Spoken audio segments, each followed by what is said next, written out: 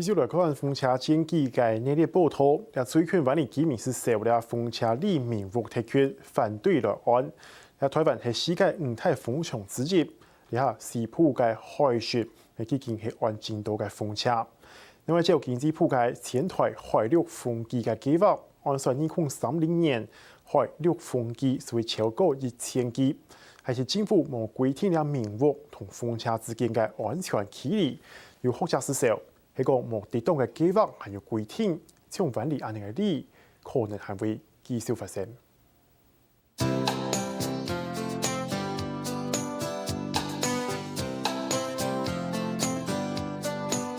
內地活動項目國調把溫度半天了，當可用可能到發芽芽嘅天然同海景，尤其安尼風車過後，也特別做啲國係市內觀光景點，上係東人來也熱鬧，同樣都要按風車同萬里居民控制到安厲害都冇同樣。就蠻特殊，有風車啊，因為比較少看到這樣，可以這麼近距離看到。對，然後有海的景色這樣子。這附近也都沒什麼居民啊，所以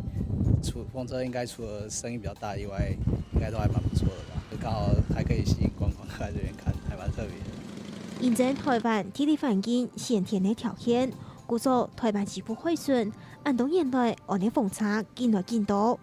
見到嘅寒天，台灣靠東北季風，受到山地嘅影響。每個年夜風對台灣同中國大陸當中嘅台灣海峽谷，故所西部海順要用住用唔同的風力資源。在世界的所謂五大風場裡面呢，台灣有獨特的，因為在以每秒5米的風力之下，台灣每一年平均大概有2500個小時以上。入則看準台灣要發展風力發電的好條件，陸續替西部海順按風機，而開發台灣的風車發電事業。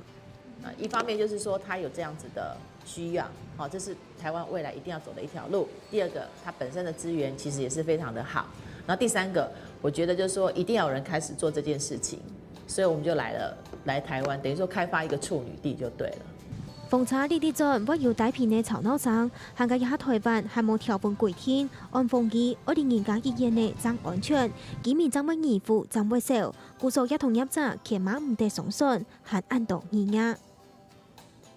100公尺是要取得同意，然後200公尺是要做環評。那麼現在我們可能甚至到250公尺都需要取得同意。也許這個250公尺，我們也看檢討以後是要用多大的距離啊，來做界定哈。2022年，經濟部啟動前台海陸風力機計劃，按照2036年計下，國內海上陸上嘅風機有可能超過1000台。好在因為其他國家已未提防動法，而發展風力發電自然就較冇乜嘅空間。唔過台灣冇同樣，故所政府應該更加天出規定，按你發展風力發電嘅同時，未顧維到民眾嘅生活品質。下個新聞連見要吳思怡綜合報道。